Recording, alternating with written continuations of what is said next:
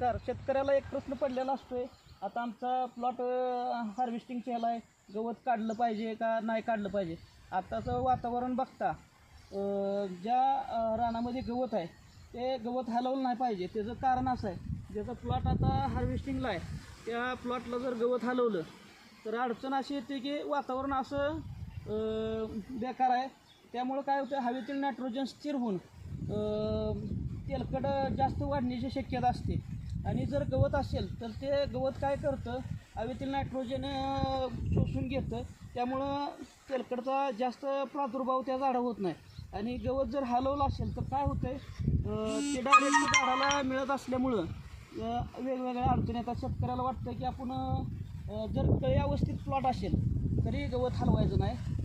आणि आपण असा विचार करू, गवत हलवल्यावर काय होईल. गवत हलवलं तर गवत हलवलं तर तेलकट जास्त होण्याची शक्यता आहे. मी तेलकटच्या प्लॉटला असं सांगू इच्छितो की तेलकटच्या प्लॉटला 99% गवत तुम्ही हलवू नका. आणि गवत हलवल्यानंतर बुरशीचाही प्रादुर्भाव वाढतो.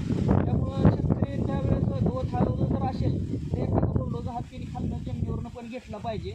आणि काय जण काय करतात, तणनाशक मारतात. तणनाशकाचं पण काय अडचण येते. तणनाशक म्हणजे कसं, वर पानावरती हे करणार तणनाशक असेल तर काय अडचण येत नाही. पण जर मुळ्या वाटे जर हे करणारं तणनाशक असेल तर 100% त्या मुळ्या वाटेचं जे तणनाशक आहे त्याचा प्रादुर्भाव त्या झाडांना पण, डाळिंब शेतीच्या झाडांना टिपक्याचाही प्रॉब्लेम चालू होते. आणि हे एका वर्षाचा अनुभव नाही, बरेच वर्ष मी ह्या 2005 पासून या डाळिंब क्षेत्रामध्ये आहे. शेतकऱ्यांना मी भरपूर वेळा सांगतो की बाबा, शेतकऱ्यांना वाटत असते की अन्नद्रव्याची स्पर्धा होते, पण एवढं काय, आता पाण्याची स्पर्धा होते. आता पावसाळा असल्यामुळे पाण्याच्या स्पर्धेचा काही विषय राहत नाही. मला असं वाटतं की जे तेलकटचं प्लॉट आहे त्यांनी गवत अजिबात हलवू नका. आणि जरी गवत तुम्ही हलवलं तर एक थोडं असं वरची ठेवूनच कटिंग करा. एक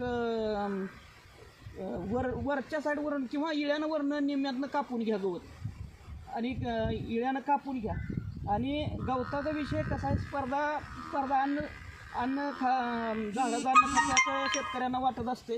असा काय विषय नाही. जे तेलकटचं प्लॉट आहे त्यांनी गवत हलवू नका. काय जण शेतकरी म्हणते तर आमचा शेजारचा प्लॉट एक चांगला आहे बघा, ते सगळं गवत हलवलं, तेलकट काय नाही. पण त्या प्लॉटचा विषय असा असतो की तो प्लॉट तेलकटचा विषय नसतो. त्या प्लॉटला तो चांगला प्लॉट असते. पण तेलकटचा जे प्लॉट आहे ह्या पिरियडमध्ये कुणीही गवत हलवू नका.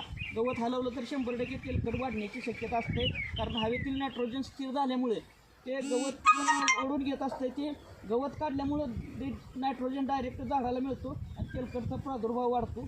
आपणाला माहिती आवडल्यास लाईक करा, कमेंट करा, शेअर करा.